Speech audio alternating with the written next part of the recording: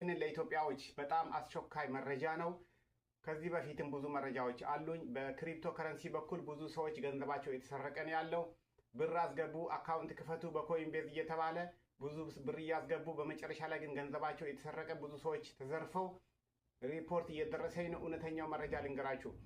ማንኛውም አካውንት ስትከፍቱ በኮይን ቤዝ በኩል እየደወሉ በአማርኛ በኦሮምኛ ክፈቺ ብለው የሚደውሉ ሰዎች ገንዘብ ይጨምርላል የሚባሉ ቶታሊ ውሸት ነው። ማንም ሰው በማርኬት ውስጥ የሚጨምርላችሁ ገንዘብ የለም። እውነቱን ልንገራችሁ።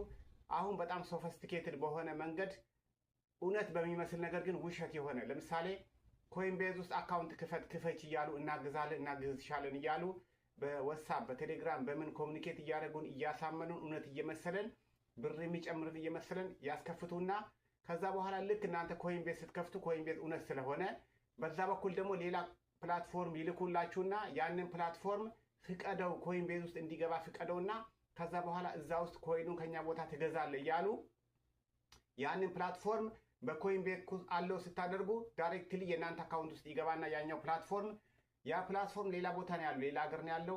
ከዛ አካውንታችሁ ውስጥ ይገባና ኮይን ቤዝ ውስጥ ያለውን ነገሮችን ሁሉ ኮፒ ያደርጋል ወይ ደግሞ ይቆጣጠረዋል። እናንተ ሪል ብር ከባንክ አምታችሁ ኮይን ቤዝ ውስጥ ስታስገቡ እሱ ከዛ ደግሞ ኮፒ እያደረገ ብሩን ይወስድና በመጨረሻ ላይ እኛ ጋራ ኮይን ግዙ እያሉ እነሱ ጋራ ሂዳችሁ ኮይን መግዛት ስትሄዱ አውቶማቲካሊ እዛ ጋር የሚቀመጠው የውሸት ቁጥር ነው። ብር የሚመስል ግን ዩኤስዲቲ በማለት የውሸት ቁጥር ያስቀምጡና እውነተኛውን ብር በዛው ይወስዱታል ማለት ነው። ከዛ ልክ እናንተ $1000 ከዚህ አንስታችሁ የእነሱ አካውንት ስታስገቡ የጨመረልክ ይሉና መሴጅ ይልኩልሻል። ከዛ ከ1000 ተነስቶ 3000 ገባ ይላሉ። በሁለት ቀን በሶስት ቀን በአራት ቀን ከዛ ሌላ ብር ጨምር ይሉሃል። የሌላ ብር ታመጫለሽ፣ ይጨምራሉ እነሱ፣ ቁጥሩ ያድጋል።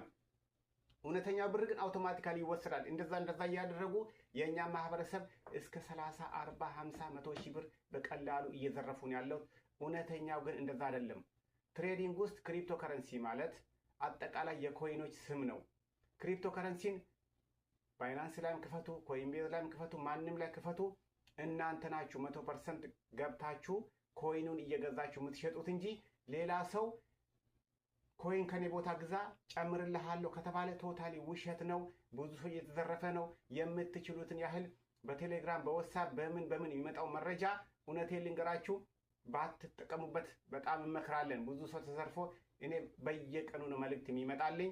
ለዚህ ነው ሼር የማደርገው። ፕሊስ ወንድሞች እህቶቻችንን ሴቭ አድርጉ። ውሸት ነው። በንግድ ዓለም ውስጥ ማንም ሰው ለሰው አይጨምርም።